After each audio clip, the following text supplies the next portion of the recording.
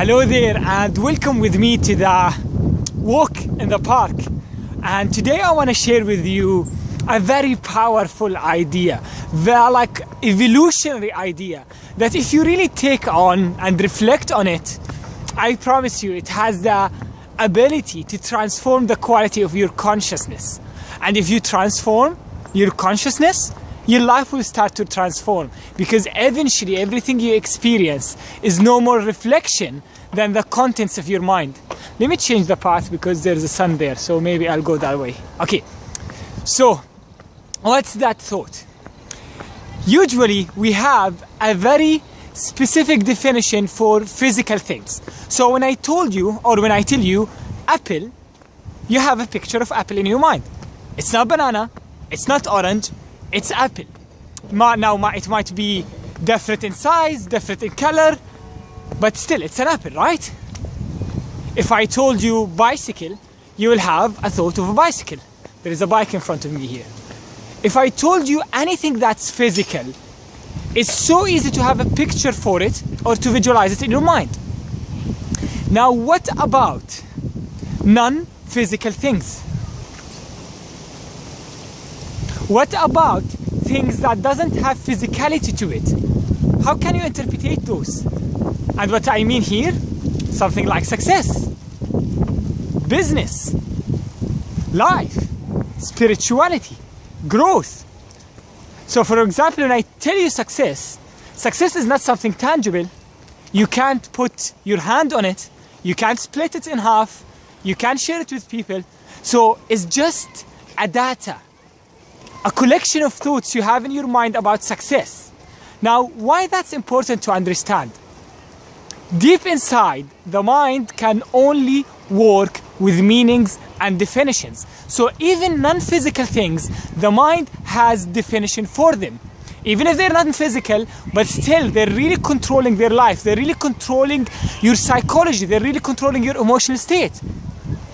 So for example, let's get back to the example of success. When I say success, if you really reflect what success means to you, you're gonna find a whole bunch of meaning you associate with the word success. Now, doesn't necessarily you chose those concepts consciously.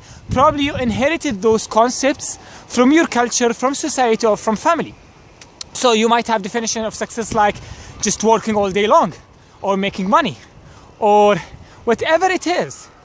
Now the problem, when that definition is not in alignment with your values, is not in alignment with your purpose, is not in alignment with your heart vision, you're gonna have a deep conflict. And you're gonna have a lot of negative emotion, of guilt, shame, or just out of alignment because you're not able to reach that concept about success you had in your mind. So I encourage you, So I encourage you to take the time and reflect on those concepts: success, business, relationship, spirituality, any concept that's not tangible, and see what meanings you have for those concepts. And then ask yourself, are those concepts benefiting me? Are they really adding value to my life? Or are they really restricting me? And that's something I do over and over and over. I'm quite obsessed with wording and concepts, and see what that means to me, and really find a definition that allow me to evolve in life. For example, success to me, it means unlocking my highest possible expression that's already within me to life. And by doing so, adding value to people's life, helping them to be more empowered and to live more authentic life. So according to that definition, I'm successful now.